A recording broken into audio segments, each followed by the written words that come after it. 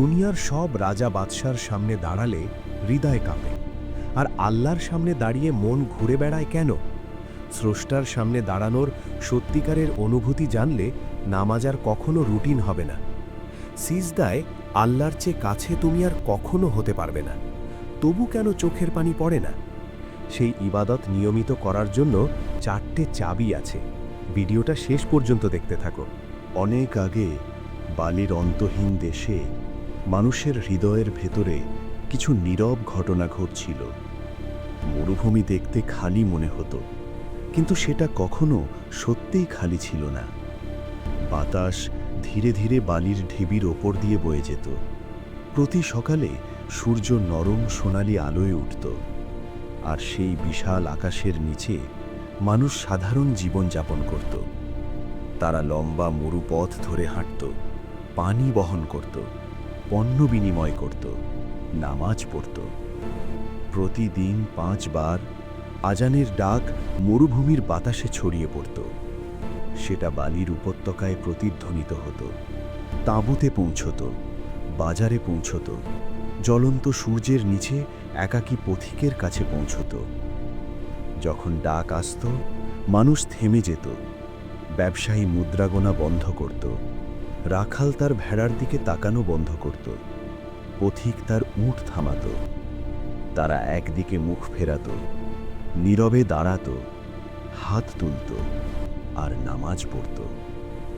কিন্তু অনেক হৃদয়ের ভেতরে একটা নীরব সংগ্রাম চলত। শরীর নামাজে দাঁড়াত, কিন্তু মন অনেক দূরে ঘুরে বেড়াত। কেউ কাজের কথা ভাবত, কেউ টাকা পয়সার কথা ভাবত, কেউ আগামী দিনের দীর্ঘ যাত্রার কথা ভাবত। কেউ নামাজ শেষ করত, কিন্তু কিছুই অনুভব করত না। কোনো শান্তি নয়, কোনো গভীর সংযোগ নয়, শুধু নড়াচড়া, শুধু শব্দ। আর তারপর নামাজ শেষ হতো, মরুর বাতাস আবার চলতে থাকত, জীবন চলতে থাকত। কিন্তু বিশ্বাসীদের হৃদয়ের গভীরে একটা প্রশ্ন ধীরে ধীরে বড় হচ্ছিল। নামাজের সময় হৃদয় কেন দূরে থাকে? মন কেন ঘুরে বেড়ায়? আত্মা কেন নীরব থাকে যখন তাকে জীবন্ত হওয়ার কথা? প্রাচীন আরবের ভূমিতে জ্ঞানী আলেমরা এবং নম্র বিশ্বাসীরা এই উত্তর খুঁজছিলেন। তারা একটা গুরুত্বপূর্ণ বিষয় বুঝেছিলেন।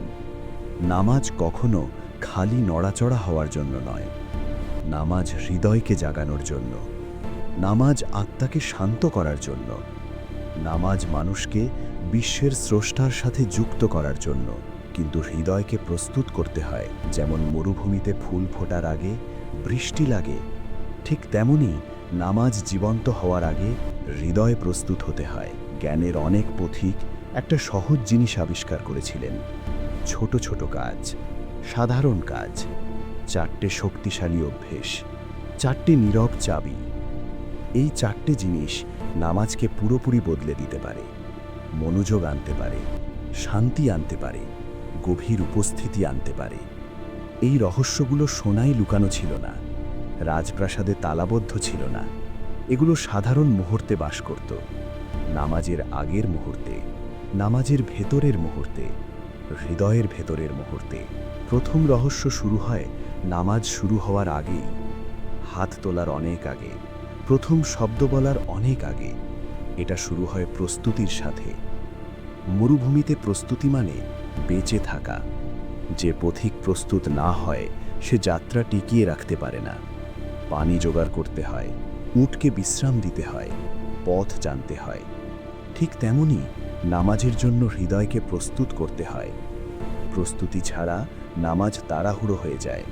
প্রস্তুতি ছাড়া মন ব্যস্ত থাকে। প্রস্তুতি ছাড়া হৃদয় বিভ্রান্ত থাকে। প্রাচীন বিশ্বাসীরা এটা গভীরভাবে বুঝতেন। নামাজের আগে তারা জীবনকে ধীর করতেন, সাবধানে অজু করতেন। অজু ধীরে ধীরে করতেন। প্রতিটি ফোঁটা পানি শরীরকে ঠান্ডা করত, প্রতিটি নড়াচড়া মনকে শান্ত করত। মরুর গরম কমে যেত, দুনিয়ার শব্দ কমে যেত, হৃদয় নরম হয়ে যেত। আরও প্রস্তুত, আরও সচেতন, আরও উপস্থিত। তারপর তারা নামাজের জায়গার দিকে হাঁটতেন। কখনো মসজিদে, কখনো বালির মাঝে খোলা জায়গায়, কখনো মরু রাতের নীরব তারার নিচে। যেখানে দাঁড়াতেন তারা জানতেন একটা শক্তিশালী কথা।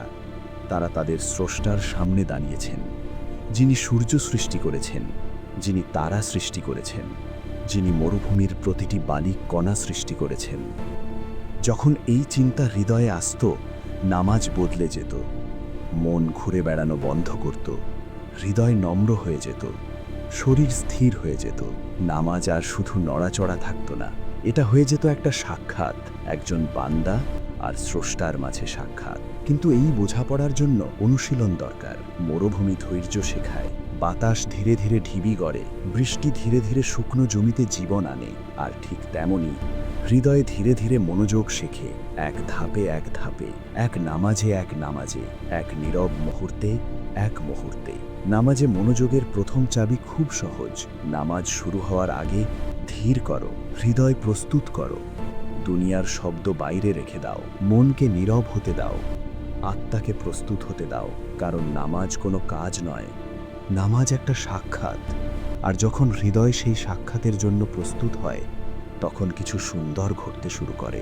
মরুর বাতাস শান্ত হয়, মন স্থির হয়, আর নামাজ অবশেষে জীবন্ত অনুভব হয়। কিন্তু এটা শুধু প্রথম ধাপ। প্রাচীন আরবের গভীর ভূমিতে বিশ্বাসীরা আরও 3টে শক্তিশালী চাবি আবিষ্কার করেছিলেন, আরও 3টে রহস্য যা নামাজের সময় হৃদয়কে জাগায়। সচেতনতায় লুকানো রহস্য, বোঝাপড়ায় লুকানো রহস্য, নম্রতায় লুকানো রহস্য।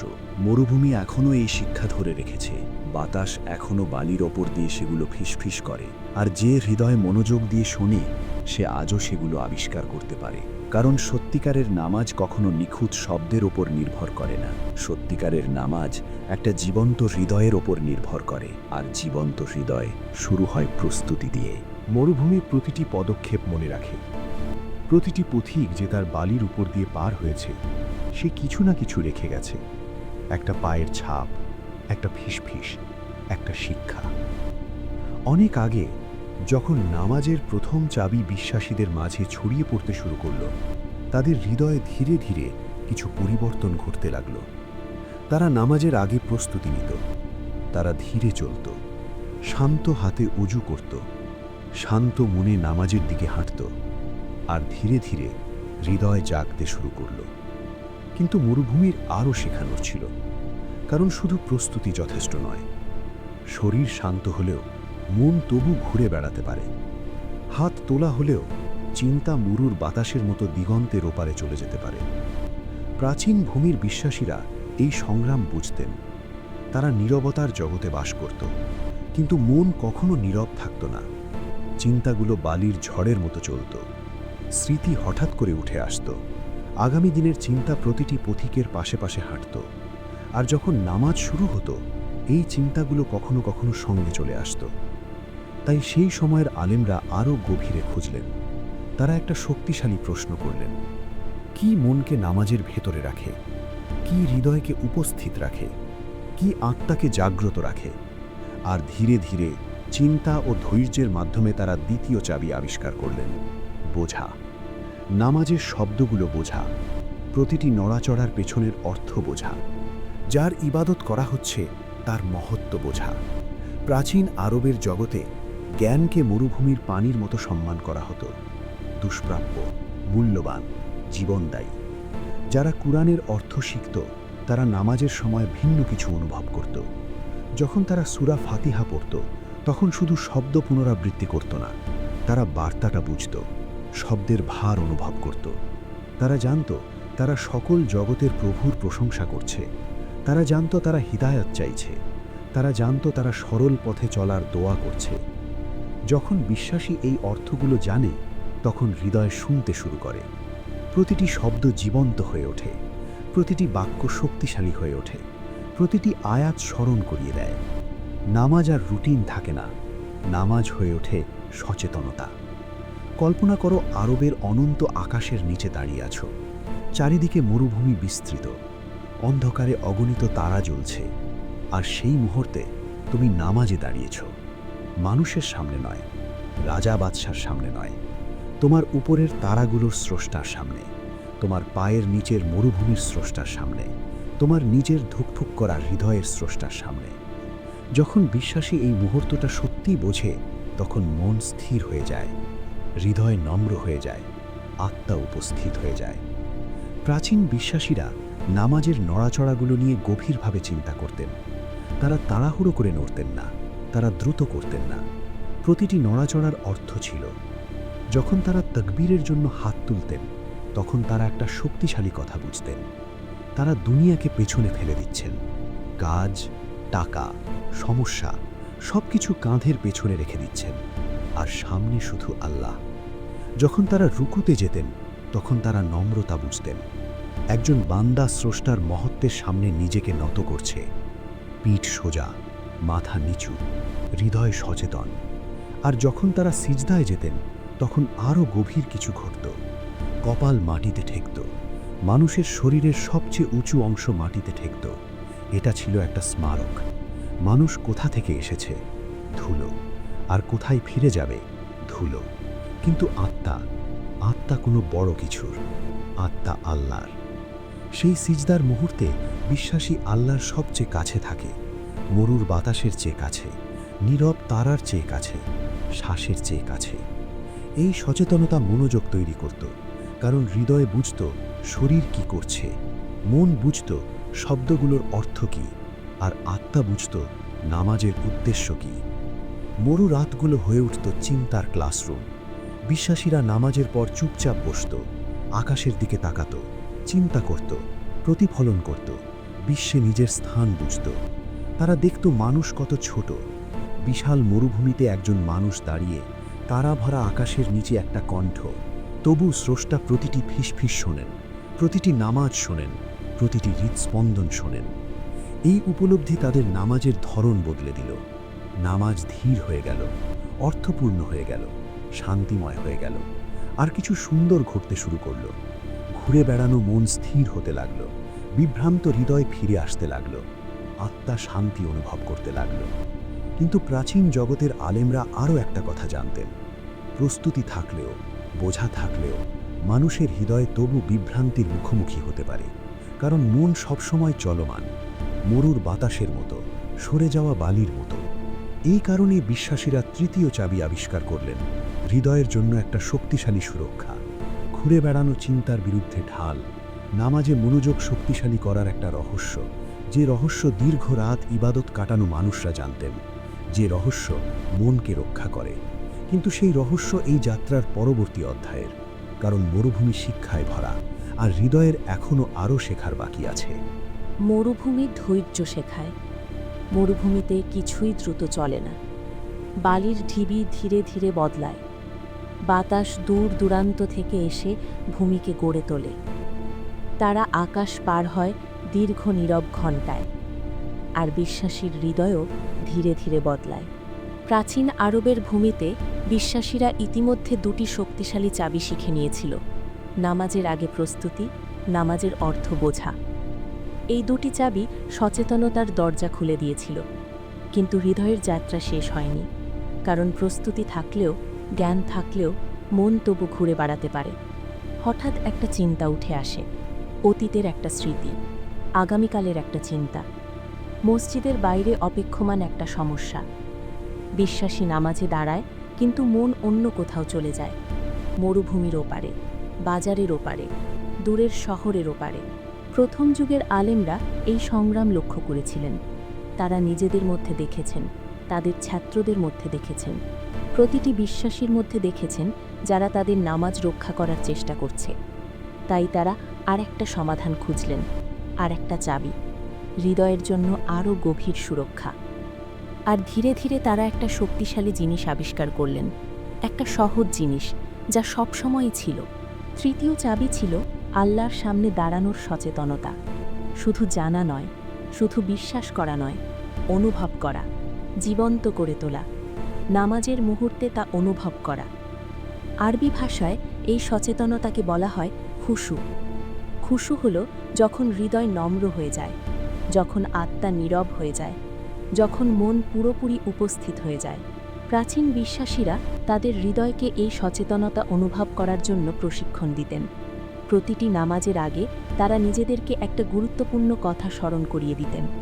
তারা আকাশ ও জমিনের প্রভুর সামনে দাঁড়াতে যাচ্ছে, সূর্যের স্রষ্টার সামনে, সমুদ্রের স্রষ্টার সামনে, পাহাড়ের স্রষ্টার সামনে, তাদের পায়ের নিচের প্রতিটি বালিকণার স্রষ্টার সামনে। এই স্মরণ সব কিছু বদলে দিত। কারণ যখন একজন মানুষ এই মুহূর্তটা সত্যি বোঝে, তখন হৃদয় অসতর্ক থাকতে পারে না, মন বিভ্রান্ত থাকতে পারে না। কল্পনা করো, মরুভূমির একজন পথিক একজন মহান রাজার সামনে দাঁড়িয়েছে। তার ভঙ্গি বদলে যাবে, তার কণ্ঠ বদলে যাবে, তার মনোযোগ পুরোপুরি হয়ে যাবে। কিন্তু বিশ্বাসীরা আরও বড় কিছু বুঝতেন। আল্লাহ প্রতিটি রাজার চেয়ে বড়, প্রতিটি সাম্রাজ্যের চেয়ে বড়, পুরো বিশ্বের চেয়ে বড়। তবুও তিনি তার বান্দাদের অনুমতি দেন প্রতিদিন 5 বার তার সামনে দাঁড়াতে। এই উপলব্ধি তাদের হৃদয়কে ভয়, নম্রতা ও মনোযোগে ভরিয়ে দিত। প্রাচীন আলেমরা একটা শক্তিশালী কথা বলতেন, নামাজ পড়ো এমনভাবে যেন এটা তোমার শেষ নামাজ, কারণ একদিন এটা শেষ নামাজই হবে। একদিন প্রতিটি মানুষ তার শেষ নামাজে দাঁড়াবে, একদিন প্রতিটি হৃদস্পন্দন থেমে যাবে, একদিন প্রতিটি যাত্রা শেষ হবে। যখন বিশ্বাসী নামাজের সময় এই সত্য স্মরণ করে, তখন হৃদয়ের ভেতর কিছু গম্ভীর হয়ে ওঠে। মন চিন্তা নিয়ে থেলা বন্ধ করে, আত্মা উপস্থিত হয়ে যায়। মরুভূমি বিশ্বাসীদের আরেকটা সত্য স্মরণ করিয়ে দিত, জীবন সংক্ষিপ্ত। কাফেলা দিগন্তে অদৃশ্য হয়ে যায়, পথিক আসে আর যায়, প্রজন্ম বালির মতো ওঠে আর পড়ে, কিন্তু স্রষ্টা চিরকাল থাকেন। মরুর বিশ্বাসীরা কখনো খোলা আকাশের নিচে নামাজে দাঁড়াত। কোনো দেওয়াল নেই, কোনো ছাদ নেই, শুধু পায়ের নিচে বালি আর ওপরে তারা। সেই মুহূর্তে তারা নিজেদের ছোট অনুভব করত, খুব ছোট, কিন্তু তারা তাদের স্রষ্টার কাছে অনুভব করত। আগে কখনো যতটা কাছে অনুভব করেনি, তার চেয়েও কাছে। এই অনুভূতি খুশু তৈরি করত। তাদের কণ্ঠ নরম হয়ে যেত, তাদের নড়াচড়া ধীর হয়ে যেত, তাদের হৃদয় নম্র হয়ে যেত, আর নামাজ গভীর হয়ে যেত। মনের ঘুরে বেড়ানোর জন্য কোনো জায়গা থাকত না, কারণ হৃদয় পুরোপুরি উপস্থিত থাকত। মরু রাতগুলো হয়ে উঠত শক্তিশালী ইবাদতের মুহূর্ত। অনেক বিশ্বাসী মধ্যরাতেরও পরে দীর্ঘ নামাজ পড়ত।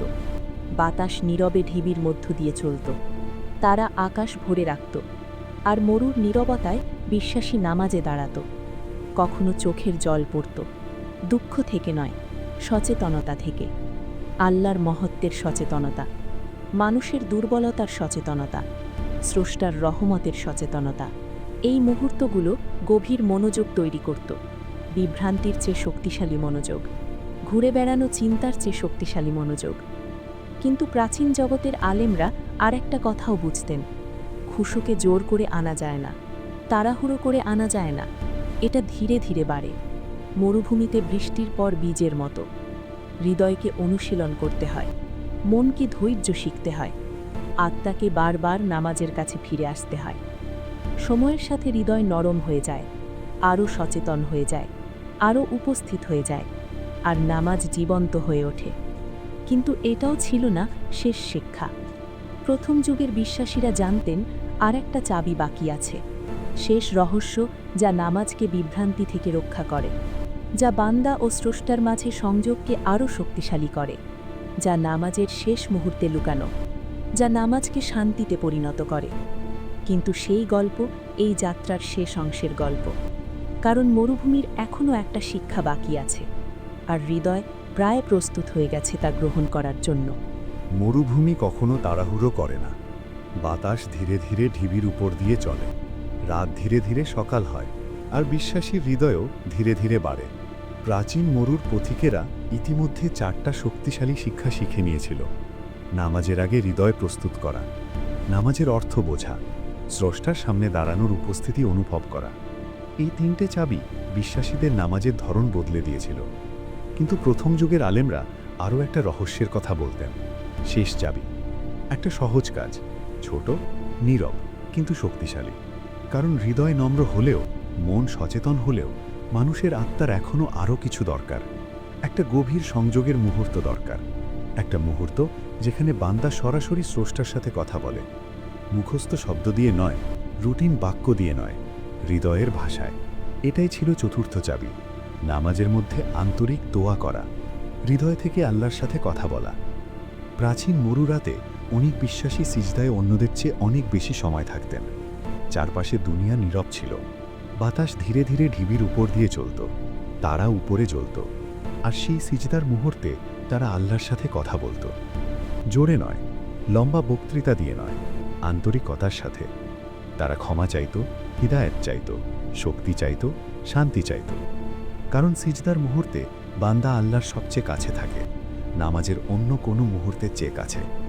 যখন কপাল মাটিতে ঠেকে, হৃদয় খুলে যায়, অহংকার মিলিয়ে যায়, চিন্তাভাবনা মিলিয়ে যায়, আর বান্দা একটা গুরুত্বপূর্ণ কথা স্মরণ করে: আল্লাহ শোনেন সব সময়, প্রতিটি ফিসফিস, প্রতিটি আশা, প্রতিটি অশ্রু।